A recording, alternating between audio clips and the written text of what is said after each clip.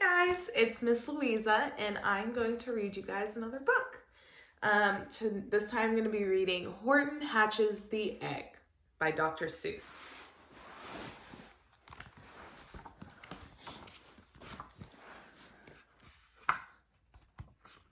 Sighed Maisie, a lazy bird hatching an egg. I'm tired, I'm bored, and I've kinks in my leg from just sitting here day after day. It's work. How I hate it. I'd much rather play. I'd take a vacation, fly off for a rest. If I could find someone to stay on my nest. If I could find someone, I'd fly away free. Then Horton the elephant passed by her tree. Hello? Called the lazy bird, smiling her best. You've nothing to do, and I do need a rest. Would you like to sit on the egg in my nest? The elephant laughed. Why, of all silly things, I haven't feathers and I haven't wings. Me on your egg? Why, that doesn't make sense. Your egg is so small, ma'am, and I'm so immense. Tut, tut, answered Maisie. I know you're not small, but I'm sure you can do it. No trouble at all. Just sit on it softly. You're gentle and kind. Come be a good fellow. I know you won't mind. I can't, said the elephant. Please, begged the bird. I won't be gone long, sir. I give you my word.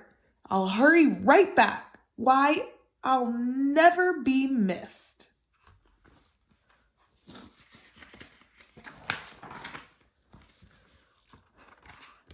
Very well, said the elephant, since you insist. You want a vacation? Go fly off and take it. I'll sit on your egg and I'll try not to break it. I'll stay and be faithful. I mean, what can I say? Toodaloo, sang out Maisie and fluttered away.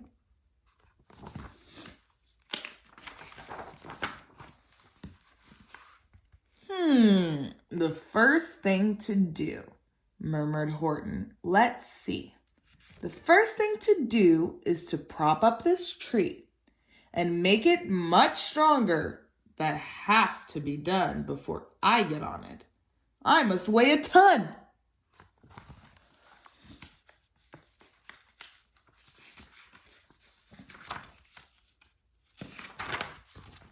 Then carefully, tenderly, gently he crept up the trunk to the nest where the little egg slept.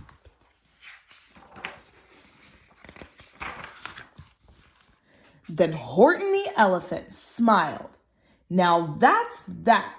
He sat and he sat and he sat and he sat.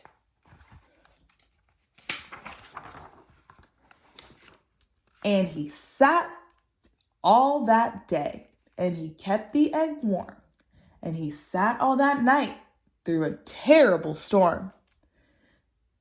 It poured and it lightened, it thundered, it rumbled. This isn't much fun, the poor elephant grumbled. I wish she'd come back, 'cause I'm cold and I'm wet. I hope that Maisie bird doesn't forget.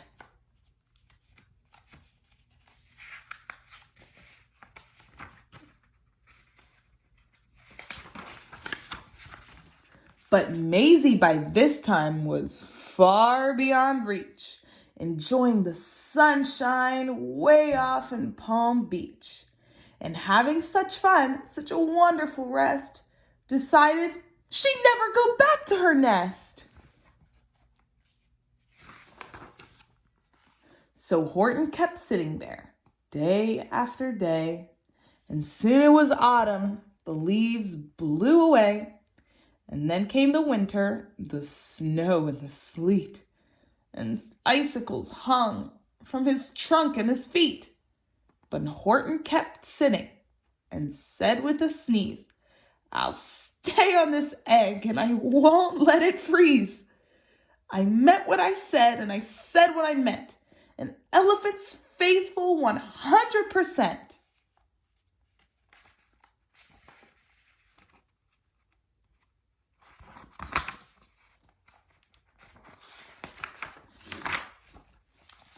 So poor Horton sat there the whole winter through. And then came the springtime with troubles anew. His friends gathered round and they shouted with glee, "Look, Horton the elephant's up in a tree."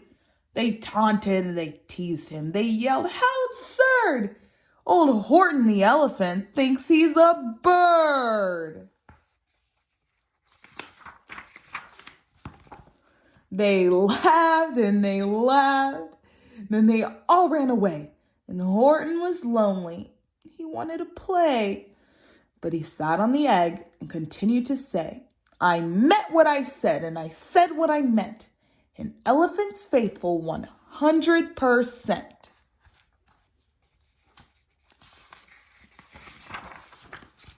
No matter what happens, this egg must be tended. But poor Horton's troubles were far, far from ended.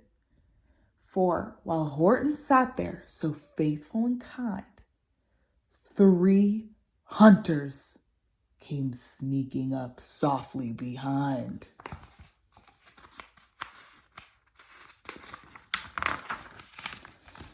He heard the men's footsteps.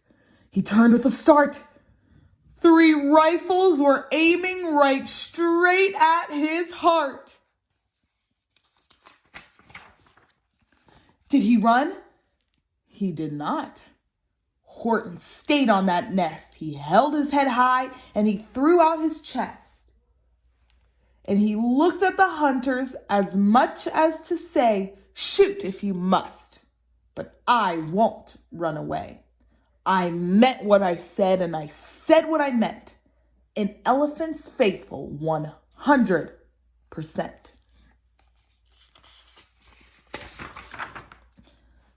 But the men didn't shoot, much to Horton's surprise. They dropped their 3 guns and they stared with wide eyes. "Look," they all shouted. "Can such a thing be? An elephant sitting on top of a tree? It's strange. It's amazing. It's wonderful, new. Don't shoot him. We'll catch him. That's just what we'll do. Let's take him alive. Why, he's terribly funny.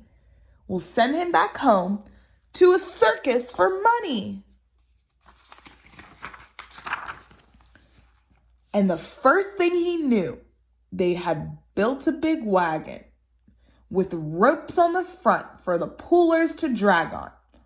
They dug up his tree and they put it inside, with Horton so sad that he practically cried. "We're off," the men shouted, and off they all went, with Horton unhappy 100%.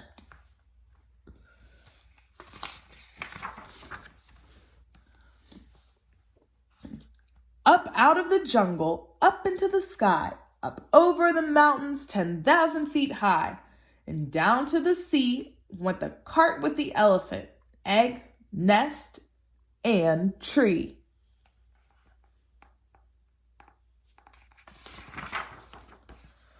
Then out of the wagon and onto a ship, but over the ocean. And ooh, what a trip. Rolling and tossing and splashed with the spray. And Horton said day after day after day, "I meant what I said and I said what I meant. But oh, am I seasick 100%. Ugh." After bobbing around for 2 weeks like a cork, they landed at last in the town of New York. "All ashore!" the men shouted, and down with a lurch went Horton the elephant, still on his perch, tied onto a board that could just scarcely hold him. Bump! Horton landed, and then the man sold him. sold to a circus. Then week after week, they showed him to the people at 10 cents a peek. They took him to Boston, to Kalamazoo, Chicago, Weehawken, and Washington too. To Daytona, Ohio, St. Paul, Minnesota, to Wichita, Kansas, to Drake, North Dakota.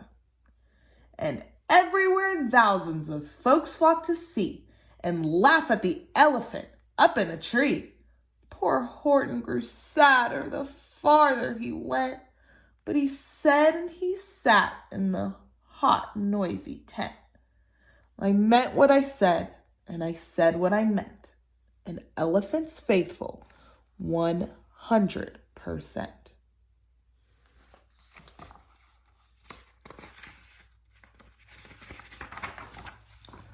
Then one day, the circus show happened to reach a town way down south, not so far from Palm Beach. And dawdling along way up high in the sky, who, of all people, should chance to fly by but that old good-for-nothing bird, Runaway Maisie, still on vacation and still just as lazy. And spying the flags in the tents just below, she sang out, "What fun! Wow, I'll go see the show." And she swooped from the clouds through an open tent door. "Good gracious!" gasped Maisie. "I've seen you before." Poor Horton looked up with his face white as chalk. He started to speak, but before he could talk, there rang out the noisiest, ear-splitting squeaks from the egg that he'd sat on for 51 weeks. A thumping, a bumping, a wild alive scratching. "My egg!" shouted Horton. "My egg! Why, it's hatching!" "But it's mine!" screamed the bird. When she heard the egg crack, the work was all done. Now she wanted it back. "It's my egg," she sputtered. "You stole it from me. Get off of my nest and get out of my tree." Poor Horton backed down with a sad, heavy heart.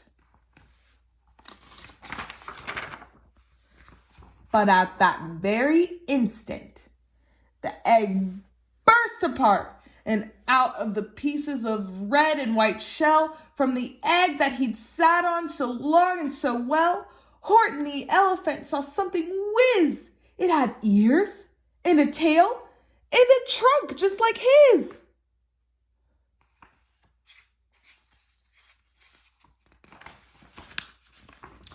And the people came shouting, "What's all this about?" They looked and they stared with their eyes popping out. Then they cheered and they cheered and they cheered more and more. They'd never seen anything like it before. "My goodness, my gracious," they shouted. "My word, it's something brand new. It's an elephant bird, and it should be like that." Because Horton was faithful. He sat and he sat. He meant what he said, and he said what he meant. And they sent him home happy, 100%.